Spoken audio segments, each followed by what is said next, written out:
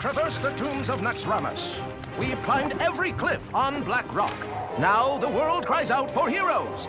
As a new evil rises, there will be danger. There will be doom.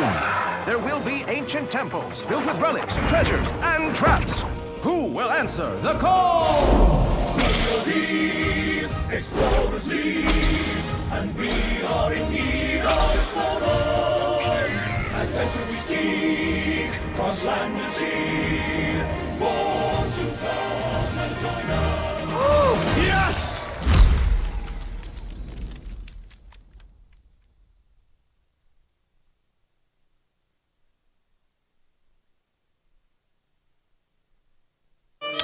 Welcome back, everybody, to the StarLadder Series Finals. My name is Frode, and I'm joined by Noxious, and we're going to bring you guys the next match in Group B. So far, we've had two series, and it's been back and forth, but we have two clear winners right now. We have Surrender from Team Na'Vi, and then Jab was able to take out Langshanzi from China. So now we start doing more intergroup play, and to celebrate, we have more bagpipes, because we know you guys loved it in chat. I'm sure they do. I didn't actually watch, but I'm sure they're all spamming bagpipe guy. This is authentic Minsk culture. Yeah. Yeah. It's as authentic as it's ever going to get. And, you know, as you can see, we're in a very taverny feel. They even draped the picnic tables and everything. We have real, actual clay mugs. Which you can't drink from. Yeah, you didn't see it, but before Noxious was doing this, and I was right behind him as a ghost, kind of doing the entire motion. I made this yesterday. Yeah, me and him definitely had that emotional connection. We did. But it got really awkward, and that's why we're sitting really far apart on the couch. Yeah, and I took another hotel room as well, so it's just that's right. We were doing this in his hotel room. Yeah. So that happened. It did. I don't even know what was supposed to happen. Apparently, we're tossing to a couple videos about the players. Upcoming next, who do we have? Yeah, Jab and Surrender, exactly. We just saw Jab play, and he won his first match. Hopefully for him, he can get a second one underway. Surrender, I think, as well, got his first win. So it's kind of like the winners, you know, head-to-head. Someone should maybe tell this guy we're trying to actually cast. It's all right, though. you don't need Excuse me, sir, can you turn on the bagpipes just a little bit? The guy's actually like, all right, they're going to start the cast. Russian. Go ahead, play the bagpipes. All right, good video, guys. Enjoy this. I'm sure that we'll just trade with the Dr. Boom, get a huge. Exactly, that was the outcome that he was looking for, because the first bomb dealt 4 damage to the minion, to Sylvanas, which allowed him to get a clear 7/7 Dr. Boom on his side of the board, which is insane. But it worked out well for Fairbat, and now Jab has nothing else to do but concede this game.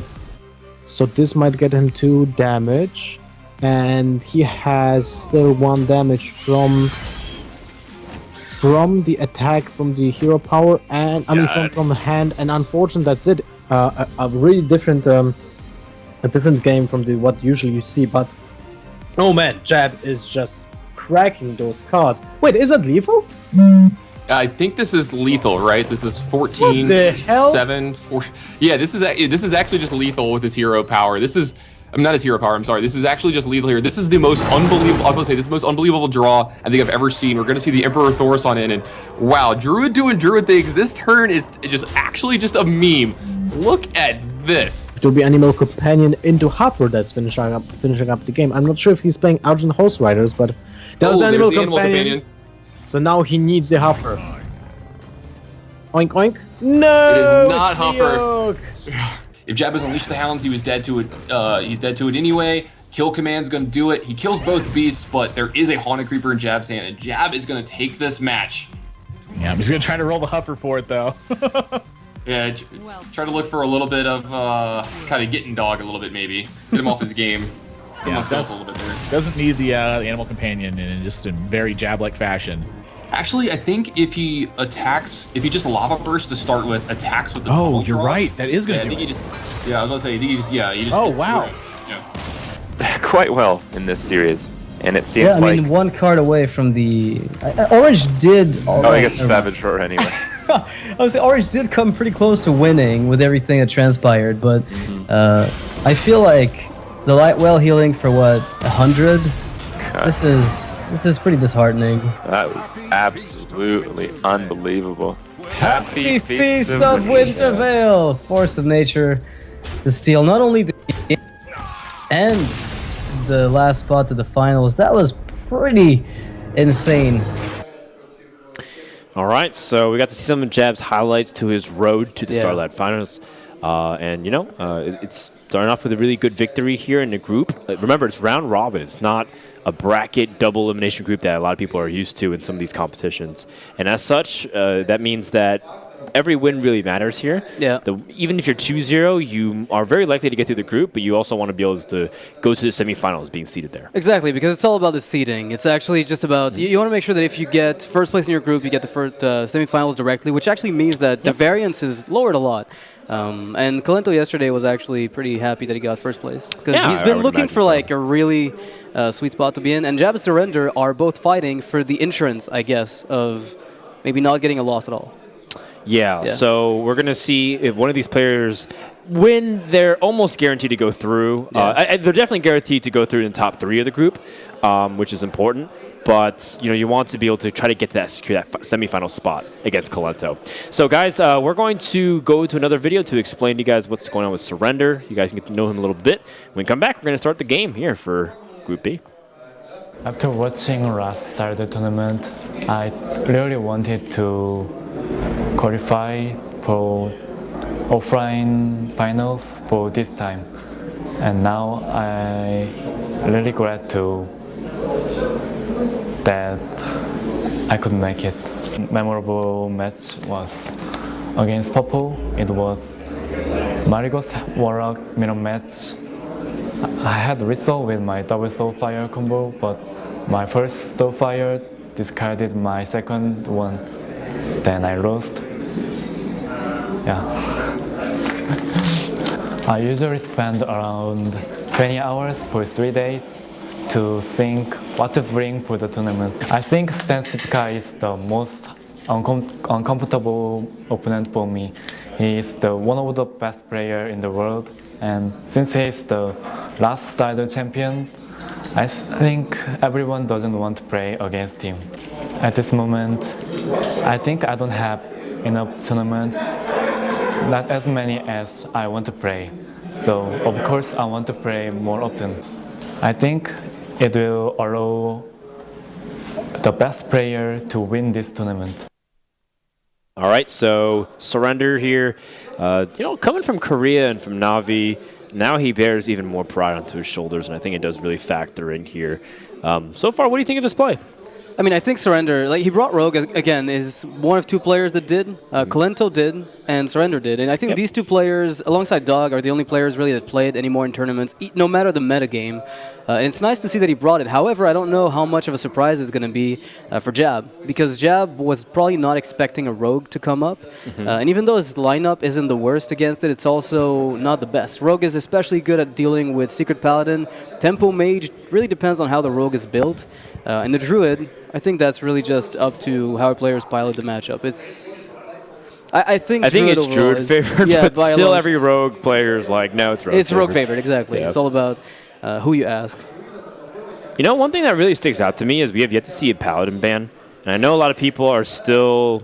There was one from Murloc Valley from Dog, but that's it. They still resent not only the deck, but themselves for bearing through with it. It's like, why do I put myself through this? But for some reason, it's just not ban-worthy to these players. It doesn't change anything. And I agree. I actually don't think the Secret Paladin is worth banning relative to the strategy that you bring in the entire lineup. Secret Paladin will still do Secret Paladin things. And you also can bring decks that are effective against it. Rogue, Freeze Mage, if you choose to play really aggressive Shamans. Even if you decide to have certain tech against Secret Paladin to improve your matchups, I don't think it's worthy to dictate your entire strategy of banning it. And it's so surprising to me because I know a lot of people are like, Secret Paladin, but we have yet to see a single ban. We saw the Warlock being banned and, of course, the Druid ban. All right, so it looks like Surrender with the double prep to start with. So some may argue that that's not something you want necessarily, but really I think prep is what allows you to do things that win the game against tempo decks. Yep. When you really feel like the matchup's super aggressive towards you, as Surrender takes a deep breath to calm himself down here, prep is one of the most valuable cards you can ever have to stem the flow of aggression and give yourself initiative. I know Super JJ and I were hanging out one time at Gamescom, and he was talking to me about, He just doesn't understand when rogues throw away prep whenever in the starting hand. Yeah. Yeah, whenever they need to be defensive. If you anticipate your opponent being super aggressive early on with like leper gnomes and abusive sergeants and flame imps, etc., prep is just so crucial to how you ever win back the board and then take initiative.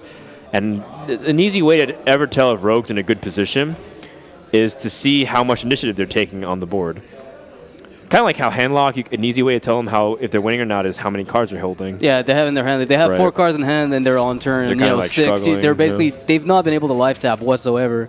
So it's kind of the same thing for rogues. What's interesting too is that the 3 mana cost reduction is exactly the sweet spot for cards like Phantom Knives, which is also something you need very often to deal with the metagame like the one we have now. Now this is Sorcerer Apprentice. It's very early, but again, there's really no alternative. Oh. That's a pretty decent pickup for That is awesome. Yeah, it's pretty crazy, actually. Several ways to go about this. I still think that you want to just go efficient board clear and develop SI7 agent. Yeah, I mean, would you go like prep, eviscerate on the worm and SI the 3/2, or not even bother? Yeah, I think the prep, eviscerate, and the SI is very clean. You're not even like really wasting that much damage either.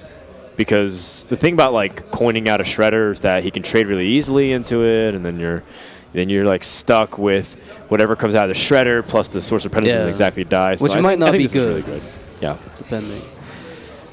Well, squeaky clean board. This is kind of how the rogues like it. They're OCD when it comes to their game boards. Yeah, what's interesting too is that Jab picked up the worst. I mean, the highest curve that he could possibly get in a spot like this. Now the question I have for Jab is he playing Ragnaros my God. And that is insane. Prep sap. Well, there we go. That's so bad for Jab. Yeah, this is basically the exact. Oh my God, the incarnation of what we were talking about. Prep basically breaks the game when you need tempo. Well, this is why you play Rogue. You play Rogue for 2 cards, which is Prep and Blade Flurry, in my opinion. And Sap. Sap too. Sap is really yeah, fun. Probably. Because it's just like, like all these tempo plays and swings that you can go. But it's like that double innervate boom. Part of what makes Sap really great, though, is cards like Prep, where you can just commandingly seize the board state. And now Jab had to dump half his hand in order to deal with half the board. But that's pretty... Oh! Never mind. I was going to say that's really bad for Surrender because he doesn't have a clear answer to this, and this 3/2 lives, but never mind that. I mean, the backstab is flashy because you get to cleanly deal with it, but here's another problem. Surrender is all in on the board. He needs to pick up Sprint, and because he used both of his preps, so he had to coin Sprint. He's like seriously considering, like, do I even part ways with this? But I might need it. Yeah, I mean, realistically, if your opponent drops in Thero Conjure, you're going to have to trade out to it. And Stable Portal. This could change the game. Not quite, but it is a tempo play here. He gets 2 minions to contest his opponent's 2 if he wants it. It dies very easily to the Shredder. Yeah, maybe you just play Boom with it next turn. Yeah. It's like his super Boom. You have a minion to stick with it. I guess Jab just doesn't feel comfortable enough to take the damage. That's a huge That is draw. Insane. It also works with Blade Flurry quite nicely if you want it. If you ever need to. So you probably just kill the Frothing and then leave your board as it is. Yeah. Well, first of all, Surrender played a little quick positioning error. It doesn't really matter. It's like a 1% fringe case, but actually it's 3%, but it doesn't really matter. The thing is, Surrender has to be really careful. The reason why the Azure Drake is so big is that it prevents him from losing the board too much while still having some decent cards in his hand. And now that he has Blade Flurry with the oil, I wonder how aggressive he wants to be. Yeah, because one of the plays you can make here is try to see if you can kill what's in the Shredder with a coin Flurry for 2 damage. Or even if it has 1 health, that's even better for you. But the issue with that is you're also... Yeah, he might just go super aggressive. Yeah. Like, hit the face, redagger. Sounds you have good. upwards to... You have 8 mana and the damage damage 8 mana, output that's is good. perfect, right? Yeah. So with, let's say 1 minion sticks, that's 3, 6, 14, 15 damage with burst. And this drop is important. Not the biggest drop, though. Wait, is that lethal? Hold on. So 7 plus... Actually, 8, with the Flurry, 15. it looks... Yeah, that's it. exact lethal, I think. Yeah. No, I think he might be one off. Because if I look at the +3 attack, it's only 6 more. So he's looking at a tiny bit under... he's really close. He was lethal. 1 off lethal because he didn't have spell power. The Azure Drake kill was super huge. Yeah. I mean, You still have do it, sprint. right? You have sprint, and you can put him at 1. But the thing is, if there's a Frostbolt going to your face and trades happen, But that's true. Sprint doesn't guarantee you pick anything up because you have only 1 mana remaining. But he has it's so tempting the onus to do on him it. is to clear the board. yeah, the alternative is this. So I feel like you're forcing Jab to rely on RNG from Boombots to win, and you have a sprint and likely 2 turns to go before you actually need to get that lethal. Plus the dagger without a Frostbolt is also going to win the game. I like going face, but He has to kill both targets. Oh, wow. Okay, he takes the damage instead. and Surrender blinks a little bit.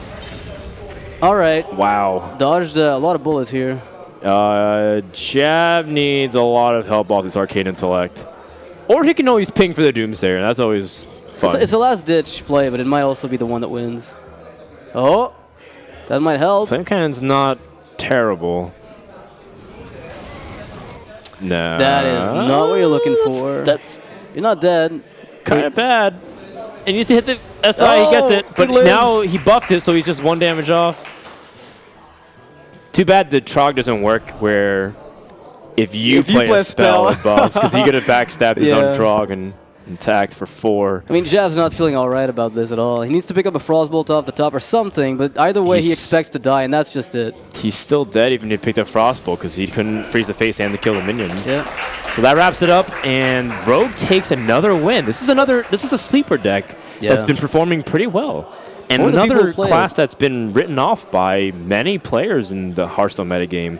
They consider Rogue to be in the bottom half of the tier when a lot of players who specialize in their deck feel like it's actually pretty good. Yeah, I mean, Kalento, Dog for some reason did not bring it, but I think he was aiming at a very control-heavy lineup, where Surrender and Kalento went for a lot more of the tempo playstyle. Yeah, I love Rogue. It's my favorite class in Hearthstone. I said it many times just because, like I said, you can do some really amazing tempo swings, and Prep is such a fun card to play with. It's also very skill demanding, right? And it's rewarding when it works. It feels rewarding, at least. The biggest challenge with Rogue is that Rogue can kill itself because you just draw so awkwardly and you don't have the right stuff. But it also can beat anything because of its starts and explosive opens. But we're past that, and Jab, hopefully he's past that. We're going into Mage versus Paladin. And Jab's happy about the matchup in the first place, and with a hand like this, I think he's not only happy, but rejoicing, because you mulligan nothing. This is the nuts. This I'm is the looking nuts at it. I'm draw. like, Yeah, there's what nothing else else. do you want? You want this, and you want Flame Cannon. That's about it, yeah. Maybe you're missing one little piece of removal. It's Flame Cannon, and if he plays a Mirror Image, which with the Arcane Blast makes me think he doesn't run the Mirror Image card. Right. Because the Mirror Image taunts are so good at drawing fire and pressure away from your Mana Worm and your Sorcerer's Apprentice that it's very effective. Sorcerer's Apprentice is probably the most important card with the Flame Waker. Flame Waker by itself is very threatening, but with Sorcerer's Apprentice, things become 1 mana and lower. It's just... Yeah, things get really awkward really fast for your opponent when you get this Mana Worm. All right. Oh, wow. Double Flame Waker here if he wants to pick it up. Back to back. I mean, there's no way for the Paladin to deal with the first Flame Waker on turn 3, and there's no way for him to deal with the follow-up either for now. Yeah, the second Flame Waker is a little bit luxurious. I think he actually rather have spells. Yeah. Because then next turn he would play like the Sorcerer's Apprentice, the Unstable Portal, and if he had Arcane Blast, he would have shot like a Knife Juggler or whatever came out. In this scenario, Surrender feels pretty pressured. I feel like play if you pick for up battle. if you pick up a spell there in Jab's in Jab's spot, it's almost a guaranteed snowball from here on out. But well, you can play 2 spells, great. but it's really good. The way that he can actually use this Flame Cannon to deal with the buffed up Avenge minion. Man, if only you could choose to direct the Flame Cannon, that would have just destroyed the game. Paladin would have lost, guaranteed from that position. Jab, does he go for it? I mean, you can always use the Mana Worm as a trading tool here, right? If you wanted. You go Sorcerer's Apprentice, and you use a spell, and you can use the Mana Unstable Worm if Portal. everything... Yeah, exactly. If things don't go your way. Yeah, I actually like that. It's a very good halfway point. You're not relying on gambling just to blow out your opponent. Instead, take a very safe approach. Oh! I can't even begin to describe to you how huge that was for Surrender, because now he can kill the Sorcerer's Apprentice or the Flame Waker, giving him options here. This went from a disaster to winnable, and with the Lotheb on the back end as well. It's an interesting turn, though. Like, how do you approach this? Do you want to use the muster to kill the Flamewaker fully, or try out something like a Keeper of Voldemort to get exactly to get the Flamewaker out of the way? Yeah, you want to kill Flamewaker, but the Sorcerer Apprentice lives, and I guess you can't really put him on the second Flamewaker. It's unlikely. So if he's unlikely to have the second Flamewaker this early into the game by turn 4, and you leave the Sorcerer's Apprentice on board, I don't think you can really blame Surrender if he plays a Keeper of Voldemort, gets an easy guaranteed trade on the Flamewaker. It looks like the most sensible way to play the turn, because otherwise, really, because you're fighting off against Tempo Mage, and if you don't seize the tempo in the most aggressive way possible, you're gonna get blown out no matter what. For a second there, I saw the ship's cannon target. Yeah, spectator mode's pretty funny sometimes. It's like, you want to buff what now? Unstable Portal, South Sea Captain. Interesting, a duplicate. That is really unusual, but it does mean he could, if you wanted, get himself double Sorcerer's Apprentice. Like, you trade the cannon away into the 3-1, and then you duplicate plus Arcane Intellect.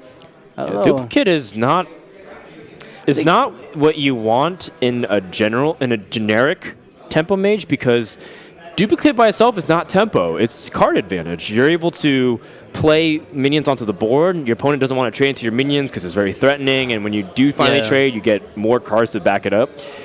You know, tempo is mirror entity, where you force your opponent to play awkwardly into a minion trade, or counterspell, deny the spell.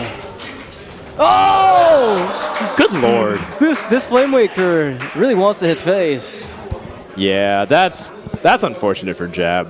His Flamewaker has just not been anything what he wanted at all. You're just trying to impact the board, but he just keeps missing. I mean, if Consecration comes out and you don't trade, you lose your entire board. This is the worst Flamewaker in the world. Yeah, and look at that Consecration. It couldn't hit water if it threw a rock off a boat. Wow. That's a very, very demeaning thing to say. You Lotheb? No. Probably kill the second Flamewaker here. I think at this point, if you defuse the Flamewaker bomb, the rest of the game should be a little bit easier, but wait, hold on. Maybe the Lotheb is good, because if you can't play spells, then Flamewaker doesn't have any impact anyways. Yeah, like you increase the cost of spells, and they don't get reduced by the Apprentice. Fireball can deal with this, and now Jab just gets the slowest possible turn. He passes, and that is a really good time, Lotheb.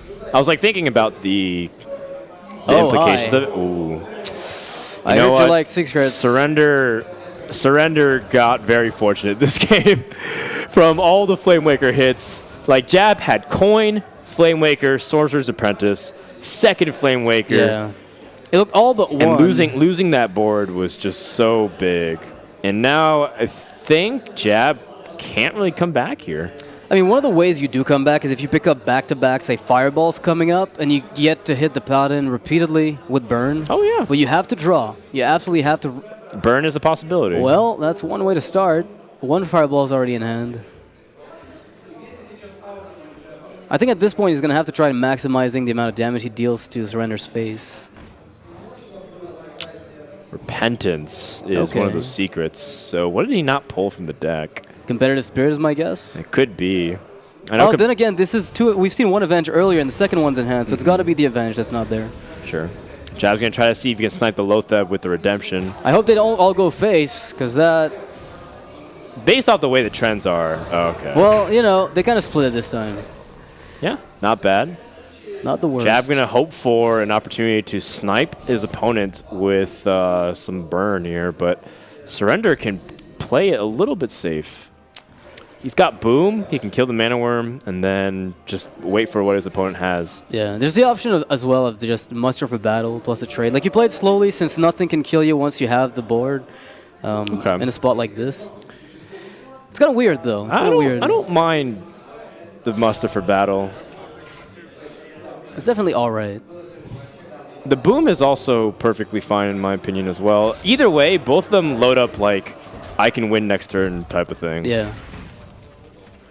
And Jab needs a miracle. But I don't think Fireball, no, there's really... I don't think he can do anything. He can't fireball like his own Shredder for I mean, he might win, stupid. though. Like, in his mind, he's like, if I play Shredder and I play Duplicate, if he doesn't have more damage, all he's got on board right now is not enough to kill me. He's looking at what... Yeah, it's true. And Surrender, because he drew that Mysterious Challenger, ended up putting the finishing blow.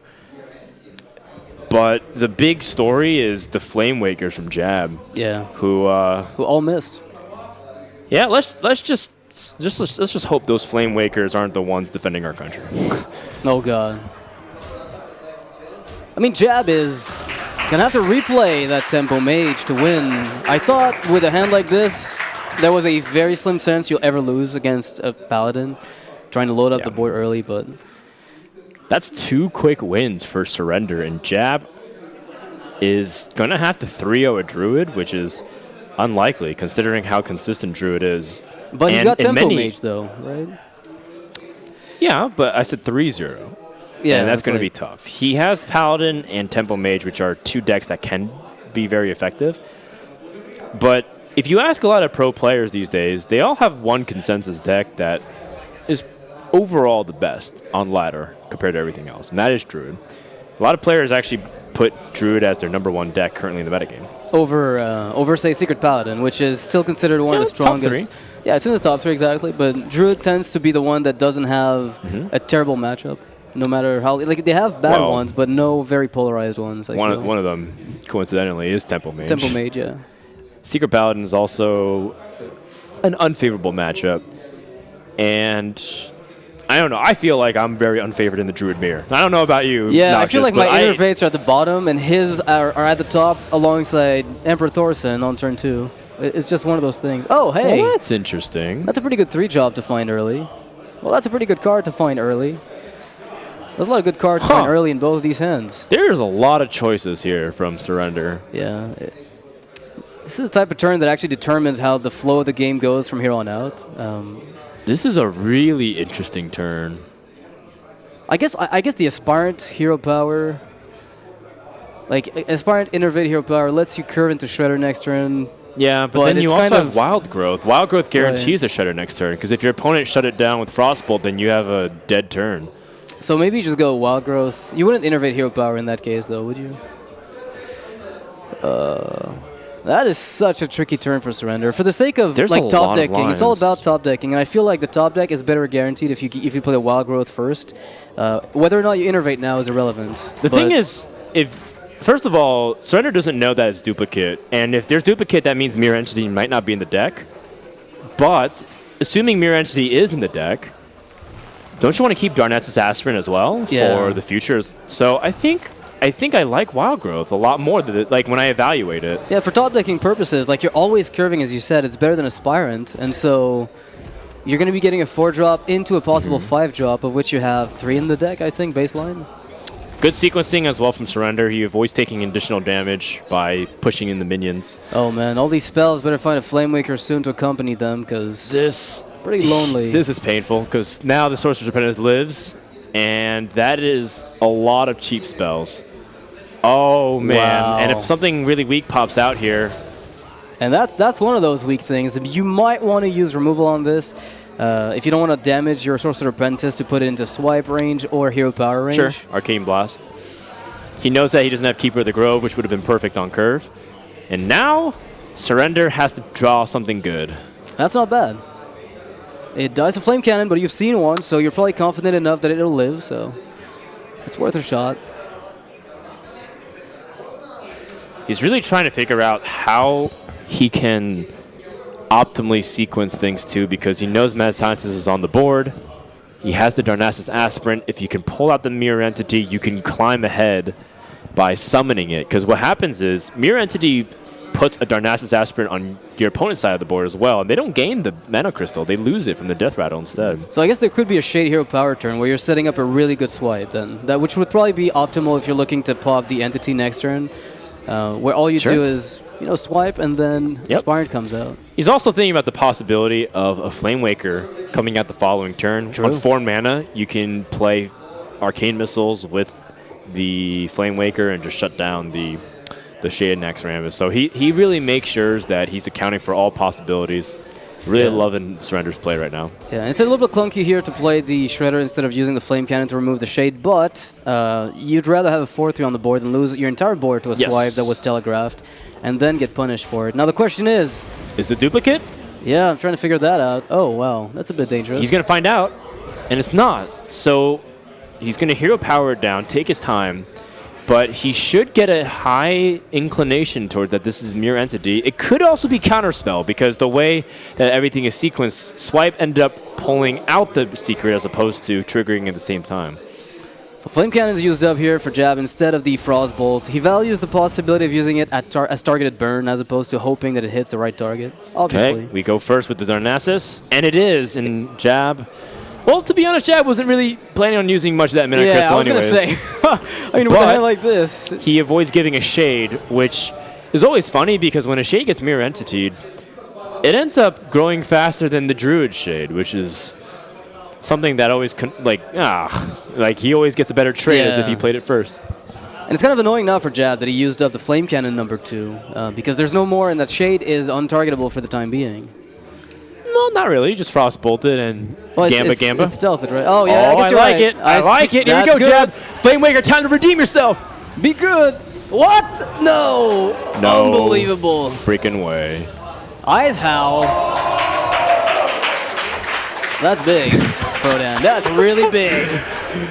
Oh, man. Somewhere in the world, Ben Brode is cackling in laughter. Cackling? You mean like a roaring? I can't do a Ben Brode laugh. That was the worst Frodan impression of all time. I don't think you'll ever come close to that laugh, no matter how hard you try. You're pretty good at Trump, but I don't know. It's throaty, and it's like he's got. It's throaty. Yeah, it's a very throaty laugh. I'll defer to you for expert analysis on that. The laughter. The throaty part. The throaty part. Oh God. Surrender. He's got the Ancient of Lore, which is really good. The only thing is that it's not even about like the Ice Howl, which is hilarious, by the way. It's more about like he might die to a Fireball top deck. Yeah, it's like I'm on 10 health against a Mage, and knowing how. wait for Surrender's reaction. He doesn't even know what to do. It's like yep. I came to Minsk and down comes the snow. I heard you liked Flame Cannon, so I got you a 10 damage one. Oh, this is good. And it's like now, whatever he does, he just keeps removing it. Wrath. There's no silence in Tempo Mage, right? Unstable Portal would dictate otherwise, but we've seen both. Because Spellslinger could help. Because some people are like, well, this Ice Howl would be awesome if it could attack face, but it just can't. Yeah, and if you can't silence it, the turn comes into play. I've seen people try to pull that off against me, and priests are like, Ice Howl silence. I'm like, yeah, it doesn't charge. Did you get to see Brian Gibbler play Ice Howl with Mogre the Ogre? I did not, but that must be amazing. That was it's like actually can attack because the 50% chance forced. So you just copy Mogre as many times as possible. Yep. Well, Swipe would be good. Druid is still in quite the pickle. And that is not the Swipe. I mean, he could pick up a Wrath, which will also... I mean, Wrath is a cycle card, that is, and maybe stop or stem the bleeding for a little while. He needs something. Wrath for 1. Sure, he could remove, but that won't win the game. Oh, Force of Nature is... It's awkward. You might go for Druid of the Claw. I mean, if there's a Fireball, you die to it, taking it to the face anyway. Maybe... Yeah, I mean, you might kill the Flame Waker with this. He's going to charge it, you think? If he charges it, he dies. Yeah, exactly. He dies automatically. So I think taunting up and hero powering is his best chance. And if he picks up an Innervate, he can get a double combo play. Well, he's not dead automatically, but there's a high likelihood because Surrender, he has to hope that Jab doesn't have 2 spells. He'd be at 8 health, and then his opponent would have 7 damage. So he taunts, hopes for the best. Yep. He has seen 1 Frostbolt, so there's only the Fireballs really. I'm feeling like if Jab loses Tempo Mage to Druid, it'd be really sad. So I'm feeling a top deck victory here. Well, it's not quite the top deck victory. Wait, if he goes for the duplicate and he trades, he gets 2 Flame Wakers back. But do you think he trades? Because if he doesn't trade, Surrender is on an Innervate draw to win the game. That would be so insane. Jab might just It's Rage insane, and yet deep down inside, Noxious, I you know it's know true. that it's going to happen. Yeah, it always does. Despite the fact that Jab would have a very favorable matchup, and you got Ice Howl off on Stable Port. True. Yeah. Alakir was better, but I'll take Ice Howl. I feel like Jab has to make the trade just because like he absolutely knows that if there had been a BGH, Ice Howl would be long gone. So you don't play this passively at all. All right. Well, Surrender needs a big game hunter. Whoa! If he didn't make the trade. Noxious. Yes, Frodan. Let's get back into our time machine. Absolutely. To 5 seconds ago when I said he was going to top deck the Innervate. And, you know. Dr. Frodan. You have to wonder, what if Jab just hit the face? What if Jab hit the face? He just like charged the Druid with the claw to the face, believing that his opponent wouldn't have the exact damage to kill him, which he wouldn't have. He would have been one off. And then he would have just had the double combo finisher. Well, you can still win, though, if you're in Surrender's shoes, because you get decent trades here, right? Which allows you... You can win, I mean, I'm not saying he's going to win. Really unlikely. Emphasis on the really. This is good for him. Wow. He might just take it. Unless the this is the part where you top deck Fireball. Or Archmage attack phase and then ping your Boombot. It's like, usually this is the case where it's Tempo Mage for something, and Tempo Mage is just like trying to put its claws in for the finish, like sink the teeth in. And it never happens. And then just when the opponent stabilizes, like, oh, okay, the board's clear, he has no cards, Fireball. That's always the case. Or, you know, Spellslinger tracking Fireball. Yeah. I don't want to be a Doomsday. Okay, so here's the Here's the funny play. You try to kill your own Shredder with a Boombot, attacking into it, and then Vitality Totem comes out, and then there's no spell, and the Archmage doesn't kill you. Listen, if there is... I can give you a 0% chance of victory or a 0.1 or 0.01% chance. Which would you take? I would take the 0.01. The slightly bigger than 0. For my reputation as a Hearthstone player, to not get slandered on Reddit, I take the 0% chance to not get called a lucker. How much is that worth? How much is that worth, Frodan? It's worth at least 1.5 Gs if you're going to advance in the tournament. Yeah. I think, if I have my math correct. I think you're right. I'll just take the 0.01. EV plus. So Surrender. Man, you're such a gambler, Noxious. My God. $1,500 on the 0.01. So you like driving fast and robbing banks. I get it. Playing the Secret Pally against the Druid again. It is. We didn't know it was Secret Pally, I don't think, did we? Oh yeah, there was a mirror match at first. It is a good matchup for the Paladin, but Druid is more than capable of winning, and the swipe in Surrender's hand is, I think, one of the crucial cards with Living Roost getting you an early start as well. Swipe is the most important keep. Yeah. You can, I mean, definitely want to keep Living Roots for a turn 1 play, but cards like Shredder are very debatable. Swipe, however, is non-negotiable. It is the no trade clause max deal that you sign, instantly sold. Paladin in the audience tries to buy it out. Yeah, it is. That is the hottest free agent on the market. Swipe against Paladin. I mean, Surrender's got a good hand. The problem is it's like super heavy with spells. Now he's looking for Shredder, but... No, it's fine. Innervate gives him an opportunity to play any minion. It's not just Shredder, it's anything. Yeah. The very ironic thing about innervating a Shredder is that then they play like Knife Juggler, and then you're like, well... Yeah. Do I just leave this Knife Juggler up? I kind of have to trade into it with a Shredder, and you're like, ah, crap. It happens way too often, I find. Like, you're just looking at this Juggler, and you're hoping that you find, like, a Keeper of the Grove or a Wrath, and it just never happens. Because the argument is, if you're going to take a line like innervating out and spending your hand to take an aggressive stance, like, are you going to trade or are you going to be aggressive? Yeah. And then you're like, well, I have a Pilot Shredder, and he's a Knife Juggler. If I don't, he's just going to play, like Noble Sacrifice or, like, Muster, and I'm just going to be stuck here. It's like, ah. So... That's always the worst feeling as a Druid player. And now there's Surrender with the Innervate coin. It means he's getting 3 extra mana to ramp up with. And the Ancient of Lore could come down pretty early. Or, you know, this guy can come down next turn as well. Yeah, it's pretty good here. You would want... you'd probably want another 5 mana minion so that you can Innervate Druid the Claw, then coin... Would you pop out another the Creeper Druid Claw? Would you pop the Creeper in a spot like this, knowing that Muster could come out and then the Creeper doesn't get popped and you need to swipe anyway? Or do you just let the Paladin play Muster so you get a better swipe afterwards? It's kind of a... Guess he doesn't want to increase the power on board. Yeah. Oh. Yeah. There might be an argument for cog hammering, but I don't really see why you do that over muster. Because you're forcing the Druid to expend 2 turns to swipe you. It is actually a very important question because now if Surrender swipes, he doesn't kill the board. So because he didn't pick off that trade and he went for that 2 damage. Yeah. That's hard to say, you know? We can obviously use hindsight in our advantage here, but Surrender's clearly not happy with how that went.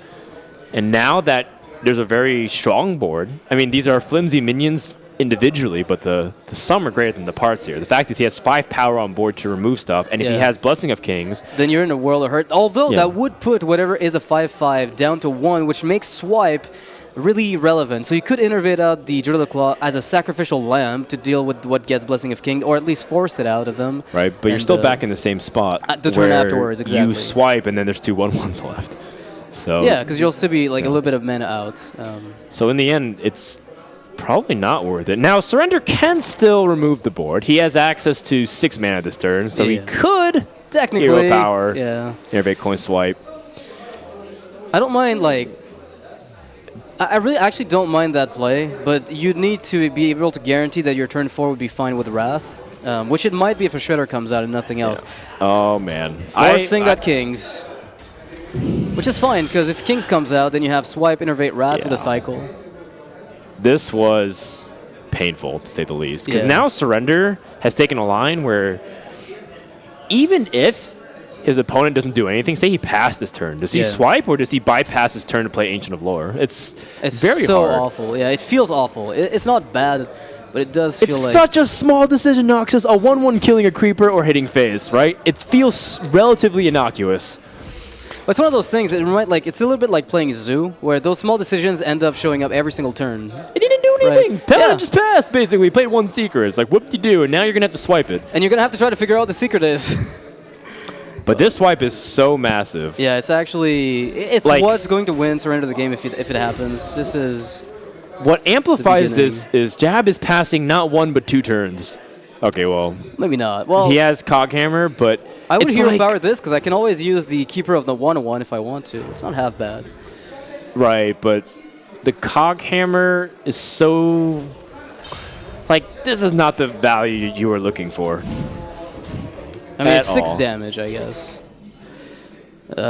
Does it matter if you attack with the weapon and then equip Coghammer so you can get more value? I was looking at the more damage output, but then Harrison Jones is on the back of your mind somewhere. Well, card draw is certainly not Druid's problem. They have almost a full hand.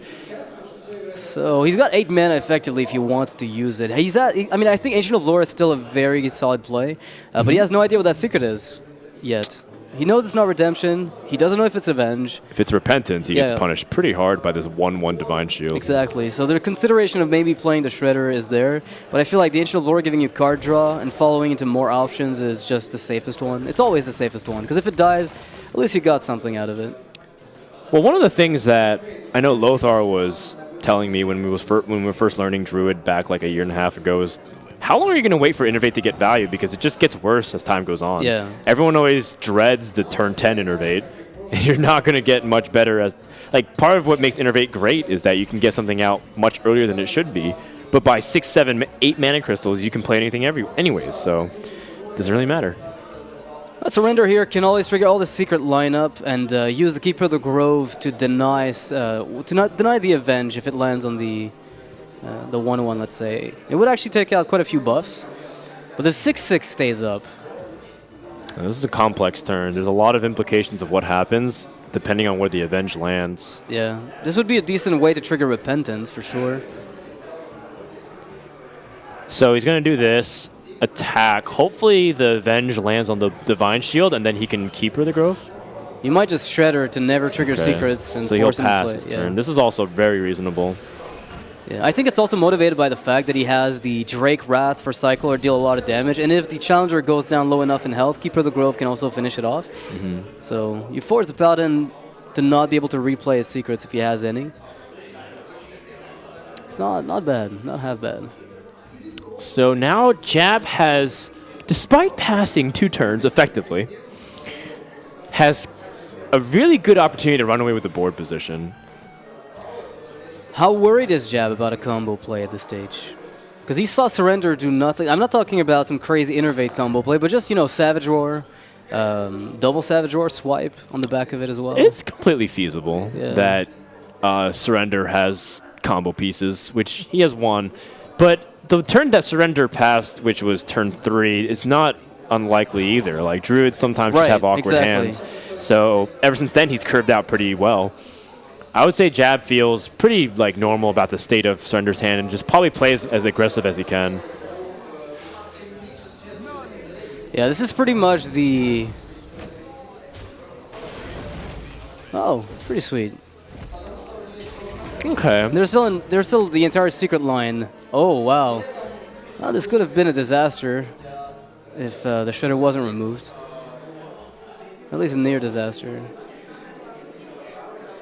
I'm trying to see what the second Savage changes, but it doesn't look like much because... Shredder would have had to live for it to change anything at all, I think. Yeah, you know, the Shredder living would have made a huge difference, I think. So now that you can't kill this off easily, I think you still might want to use one Savage Roar because that allows the Ancient... Wait, is there still Noble Sacrifice up? There is Noble Sacrifice. You could use your... Crap, like, Savage that's so Roar, bad. Exactly. Like, Savage Roar could allow you to trigger it with your face, and then you have enough mana to play Keeper of the Grove. See, I was thinking you Wrath, really Savage Roar, and then you kill everything. Hero Power, yeah, but exactly. there's Noble Sacrifice. I mean, if you Wrath to kill the Juggler, then the Secrets trigger, then Keeper of the Grove might work, especially if the Avenge lands on the 3/3. He's got to go. He's out of time. Yeah, gotta make that decision quickly. Oh, man. Gotta make my mind up. Which play should I make? It's the one that Saturday kills you the least, and looks like he's just dead either way because the 7/7 will survive. Yeah, looks like. I mean, I don't know if he actually had time. He concedes. All right. He just recognized I'm out of time. You got me. Hey, Frodan, possible reverse sweep there from Jab. Well, we said that he has 2 decks that are great against Druid. The big question is the Druid coin flip. Does Jab bring aggro Druid? Because last time I saw him play, I believe he brought something on the aggressive side.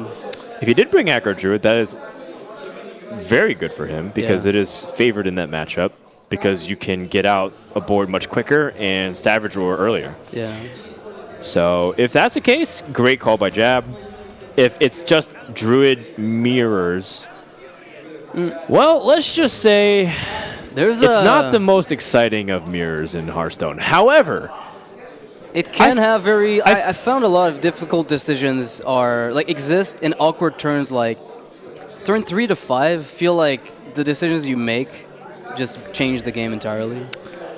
Well, I actually think turns 1 to 3 is the most important. So where you use your coin and wild growths, I now, guess. It seems a little unfair because Jab has ramp and Surrender doesn't, but there is complicated starts with how you handle your ramp because some players just immediately don't think about it and like, yeah, I'll toss up my Aspirin here or I'll just like wild growth there, like forgetting that they don't wild growth there and then they lose the tempo. And that Innervate's pretty good. Yeah, that Innervate pickup from Surrender is probably what's going to equalize the wild growth advantage that Jab has. Because Jab right now doesn't have a turn 2 that is, aside from Wild Growth, which means if Surrender picks up anything, a 5-drop. Oh, man. Wow. Would there have been an argument here for Innervate Shredder and play Wild Growth on 3 instead? Wow. Oh, wow. Unbelievable. So both these players getting a lot of help from the top of their deck here. And I think Jab might be getting too much help. Lord. That's too good to turn down. That's the best thing that you can ever ask for. It's only weak to Keeper of the Grove, but you still kill a Shade and get a huge discount on your entire hand. So you get 3 coins added to your hand, and that's assuming Keeper is even there.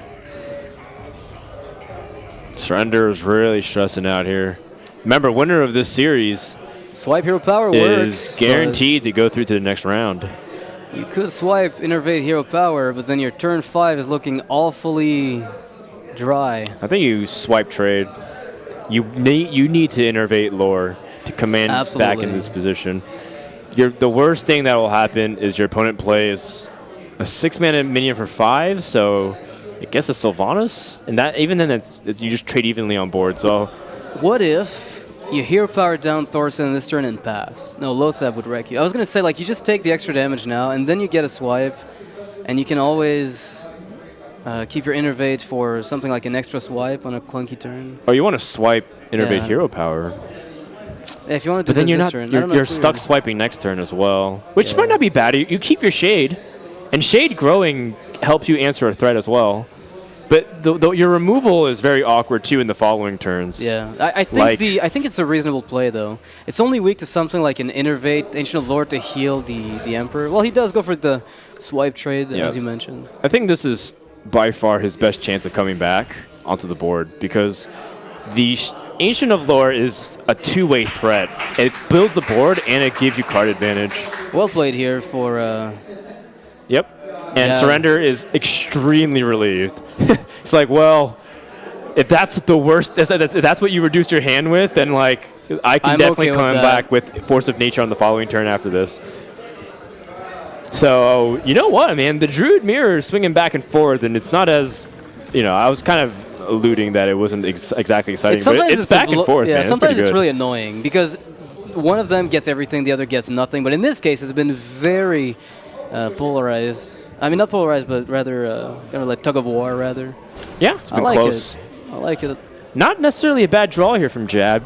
Sludge Belcher introduces a logistical problem for Surrender to pick off easy trades. And before, like, I was expecting his Force of Nature to really lift some heavy weights here, but looks like he's just going to slowly and systematically dissect his opponent. But that's good for Jab here. Jab will do the same exact thing right back. He'll use Keeper of the Grove, unless he picks up something else better. Like a Dr. Boom, or even a Shade. A Shade would be good as well, because you can go Keeper of the Grove into Shade would be absolutely stellar. Now, Surrender's debating damaging the slime because it might just sacrifice itself at some point. And if you damage it, though, you do set it up for a better swipe. On turn 7, you can use it with a Shade of Nax to start cleaning everything up if the Shredder kills the Keeper. He's counting if he might die to a Force of Nature Savage Roar anyways. Yeah. And he does. There should be 23 damage, which he'd be at exactly 23. So the damage is inconsequential. And it's likely because you don't know if... Actually, you do know. I was thinking maybe he doesn't know if Force of Nature Savage Roar. Absolutely. But he has seen this. But he's seen 2 cards out of 3 played from Emperor. So the cheapest it would be is 8. And now I think Jab is just digging for damage at this stage. Well, he does find a decent chunk of it if he wants. Hero Power trade the slime and kill the 2/4. You're forcing your opponent to have the second swipe. Or you're smorking a little bit for 4 with your... Okay, he's going all in. No, he's just trading the 1/1 into the 5/2. No, using his face to using his face. Yeah, he gets 9 damage in, which is substantial at this stage. I like it. Oh, nice draw there for Surrender, complementing the swipe. That's about as good as he could have gotten, I think. Otherwise, it looked like a Force of Nature turn. Let's see what happens again, because he's not completely out of the woods just yet. But he does have a lot more cards than Jab. Yeah, and the thing is, the Ancient of Lore could also be used for healing if he believes in his hand. What's interesting, too, is Jab... Like, this game might come down to Jab using a Keeper of the Grove to hit face at some point. Like, this is absolutely... He doesn't need to. Oh, wow. But now with the Shade, I think he can just drop Keeper onto the 2/1. You might just Hero Power it down and keep the Keeper of the Grove for either phase damage or a silence. Because I feel like the damage output or the effectiveness of negating a Druid of the Claw, say, with the Keeper might be worth a bit more. All right. Yeah, he's not pushing for lethal if he plays Keeper, so he chooses to hold on to it in case there's a taunt. He doesn't want to get locked out by Ancient of War, for example. Now, Surrender, does he heal? Healing would put him at the 19, so he dies anyway to Force of Nature Savage Roar. Would he draw then? Drawing with Ancient of Lore. What does that even do? That gives him an opportunity to... I guess you could go Shade and go for the Keeper. I mean, the BGH and Hero Power. And just go all in. And then if you pick up the Savage Roar, you might win. I mean, just going for Ancient of Lore, same idea, right? If you pick up Savage Roar, you win with your current board state because you have exactly 21. But it means Jab must not kill you first or use his Hero Power at all. So there's a defensive play and there's a reactive play. He chooses to be very defensive and... oops, I said the same exact thing. there's the quote winning play, which Yeah. is oftentimes a misunderstood or misused phrase, right? Because both plays are trying to help you win, but a very commanding, aggressive stance is to draw cards and try to seize it back. But I like that Surrender is weighing out both of his options.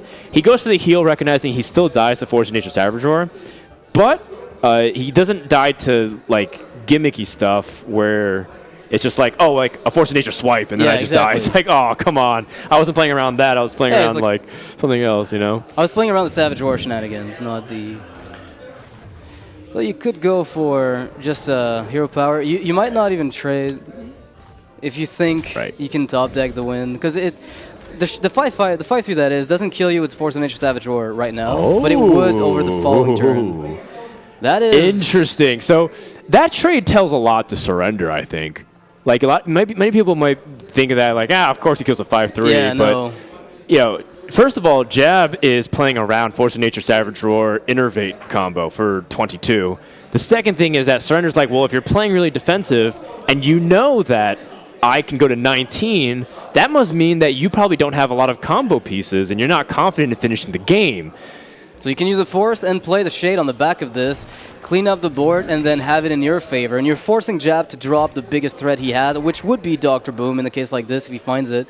And you have the BGH to answer it, so you're still not that bad off, unless combo hits you right afterwards. I feel like Surrender might just be able to take this. I think Jab's next 2 draws will matter a lot, while Growth gives him an extra option. It all depends if Surrender is making the hard read that Jab plays as if he has no combo pieces. And he's going aggressive so that way he can have a chance to end the game. Would be such a ballsy move. Yeah. But it's completely read into like a high-level psychology of like hit that one single shade into the Ancient of Lore trades. Oh man, you can't even cycle Wrath on a board like this. I mean, he might be able to pick something up. Right now. Oh! He has 2 of the 3 pieces of his win condition. The last is that he needs something on board here. But Surrender might pick it up a lot, here we go. A lot earlier than he does. That is the full combo. And there it is. 2 off lethal right now. So you're just going for Keeper of the Grove, BGH, put everything on this board. I love it, and man. hope it works. You know what's awesome? Go. It's like if Surrender made that read and then played to his out to win the game, he would have gotten it, but he would have gotten it turn too late because Jab would have had the combo to kill him. First, yeah. This is awesome. And now Jab has to make a very hard decision. Do I use something to remove and play as if he doesn't have the Force of Nature Savage? Whoa! Lotheb keeps him alive, but not only does it keep him alive, but he can follow it up with a Wrath if he wants to negate the BGH or cycle this, although I suspect trying to remove the minions is going to be the most important part without losing any of your health. Wow, unbelievable. This is pretty dramatic. Yeah. We're not sure what's going to exactly happen here. It depends on Jab's read on this board. I assume he thinks he's dead, which is a very, very reasonable assumption. So he chooses to Wrath, completely acceptable, plays Lotheb. Locks out this board, and Surrender is back exactly where he was, which is, oh, I wanted to kill him. Right. But no, I can't. He might use a Savage Roar on its own to trade up into Lotheb and keep the Force of Nature. Yeah, Drew the Claw would just be great, too, so they can, like... Okay. Oh, Drake is really good. Drake is really good, because now what you do is... Though, right? You have to double trade. You have to trade, though. Yeah, but that's great because Drake will stay alive and he'll be at 20 health and then you just combo him next turn. So I like playing the Drake. Well, for obvious reasons also because you don't have anything else. Yeah. I mean, the hero power puts you at 18, so you're kind of safe. Yeah, there's no way you can get Force of Nature Savage Roar twice and lose. I mean, if a swipe comes up for Jab, though, then that Drake dies. Oh, man. Now it's is he reading into no combo pieces? What does Surrender read into this? There's no reason not to trade here because you still have representation of lethal. Because you have the Drake down, so that would be 20 damage. It feels awful to trade if your Surrender is setting up lethal, but because the Drake is uncontested.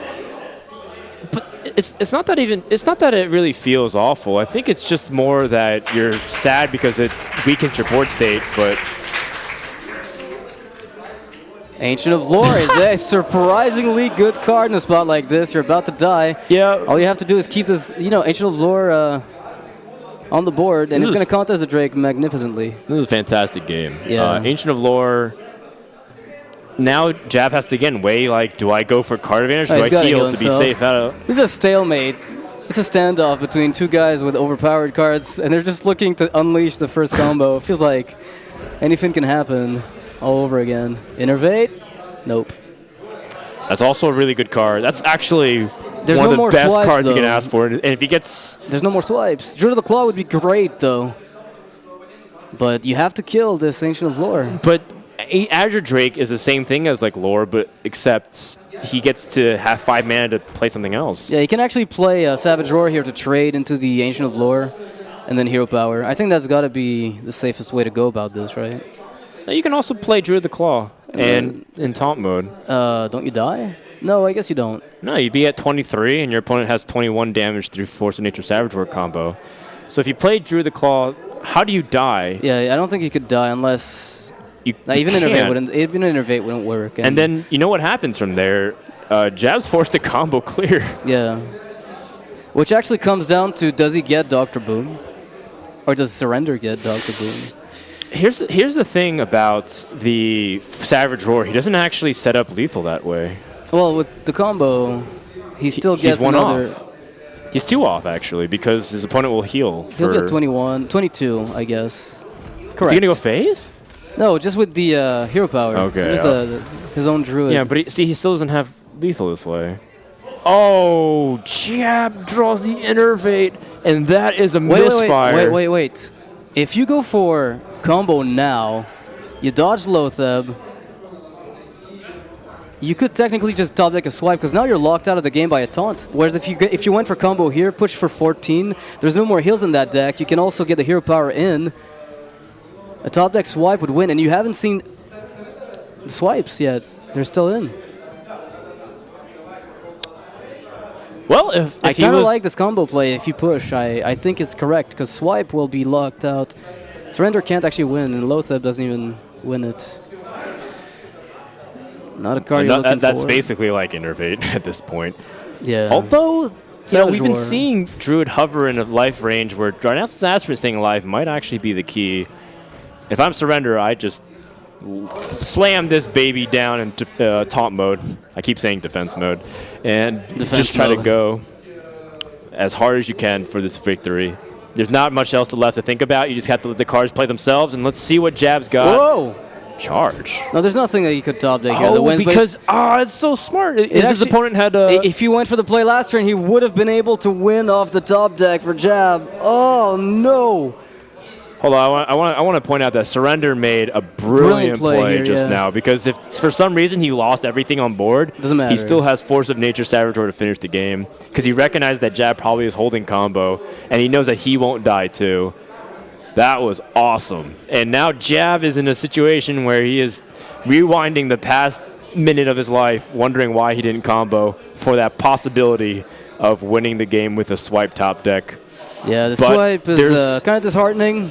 It's so easy for us to look at this and just kind of point and laugh, but what if Surrender drew another Ancient of Lore to heal himself? What if he drew He's already Loatheb? played 2. Yeah, the Loatheb would have still gotten a lethal, because swipe cost 9. I think Jab was just not expecting to get pushed out of the board so roughly by the Druid of the Claw charge. Maybe thought he had another turn past this. Well, he's got it clear. Yeah, with he the combo. absolutely has to. It feels bad, man. Feels bad. Okay, so he keeps the Savage Roar because it's another win condition, but he knows what time it is. Surrender is about to drop his Force of Nature Savage Roar, and what a crazy back and forth game number 5 here. Well, Surrender took it in the end, but Jab was very close to getting, for Druid Mirror Match, which we thought would be somewhat underwhelming. I think we've been oversatisfied with this. I don't know. I didn't think it'd be underwhelming. I thought it's I pretty think Druid fun. Mirrors can be a little stale, because it's all, who gets the first 5-5 on the board wins the game. Well, it's starting to change a lot of times, and recently, because things like Darnell's Aspirant and how Living Roots allows you to skirmish early on to the board. Right. So, I recommend you try playing some Druid recently, Nox. I know you're a big Priest fan, but Druid is actually still going through some adaptation to I've how got Golden it, Druid. It's like my second golden hero. It's like the only hero I think I've played with the most. But I mean, besides have you Druid. played it recently Yeah, on ladder at all? I like it. I still feel it feels very snowbally on ladder. But it's just the nature of the class. It just happens less and less. It used to be the case that first guy with wild growth won the game. Not the case anymore, though. Not as much. Yeah, not really the case because, Innervate's also really powerful in the matchup as well. But yeah, I think Combo Druid's generally very, very versatile in handling things both aggressively and defensively. This was a great game, honestly. Perfect representation of what a complex mirror match boils down to for Druid. Surrender's just leaving. He's not even really acknowledging the victory. The victory yeah, over there. A little bit of a shy guy. Yeah, and Jab, of course, pretty disappointed with how that went. Very back and forth series, but a lot of fun stuff. It was actually really cool to see. There was no down to the very end, both players had a chance to win. Like Jab could have won if he'd taken the gamble, but ultimately he didn't know that he had to. But it's interesting to see that even though Surrender won, it wasn't nearly as much of a blowout as you might expect in a matchup. Makes sense. Yeah. All right, man. Well, that was really fun. Yeah. And we're only halfway through the group, so we've got 3 more matches. We're going to take a quick commercial break. And when we come back, we're going to resume Group B here at the StarLadder Finals. Stay tuned.